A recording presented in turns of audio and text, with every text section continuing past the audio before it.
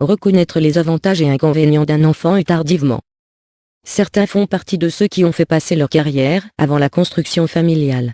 D'autres sont ceux dont la nature s'est montrée généreuse beaucoup plus tard. Et il y a enfin ceux qui ont attendu patiemment le bon ou la bonne partenaire avec qui faire un enfant. Pour ces trois cas, la question reste la même. Quels sont les avantages et les inconvénients d'avoir un enfant sur le tard? Encore faut-il que tout le monde s'entende sur ce qu'est un âge tardif pour avoir un enfant.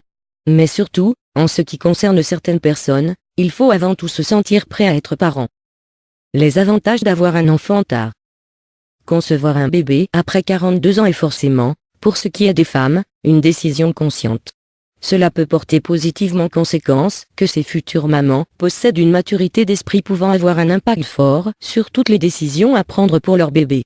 Des études scientifiques comportementales ont révélé que les parents âgés étaient plus socialement stables et plus souples au niveau de leurs émotions. Ils seraient plus tolérants et moins enclins à distribuer facilement des punitions. Ils ont une meilleure écoute et savent mieux répondre à certains aspects comportementaux des enfants. Le langage des enfants de parents âgés semble aussi plus soutenu. Selon l'étude, cela est évident pour un âge des enfants allant jusqu'à 11 ans. Par la suite, il s'avère que la problématique face à l'adolescence est la même quel que soit l'âge des parents. Il faudra donc prendre en compte votre aptitude future à endurer les humeurs des ados et à une fatigue certaine inévitable. Les désavantages d'avoir un bébé en retard.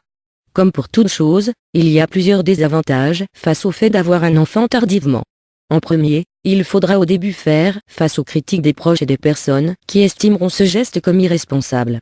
Deuxièmement, il faudra sans doute ne pas espérer vivre les premières années de retraite de façon pépère et de se la couler douce face à des ados en pleine forme.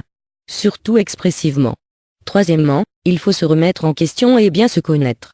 La ménopause et l'andropause agissent beaucoup sur le caractère et sur la santé physique. Il faut garder raison de posséder un esprit assez ouvert pour pouvoir franchir le fossé des générations et ne pas avoir la certitude d'obtenir qu'une éducation bien dosée ferait des miracles. Il faut aussi prendre en compte le patrimoine génétique au point de vue santé et bien calculer le pour et le contre des quelques possibles faiblesses héréditaires se déclarant surtout pendant la vieillesse et qui pourraient nuire à une bonne évolution de la famille. Conclusion. Il n'y a pas de réels avantages ou de désavantages condamnables pour avoir un enfant sur le tard.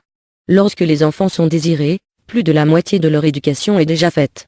Les parents veilleront à leurs besoins et du fait qu'ils soient plus âgés, ils ont souvent plus de moyens.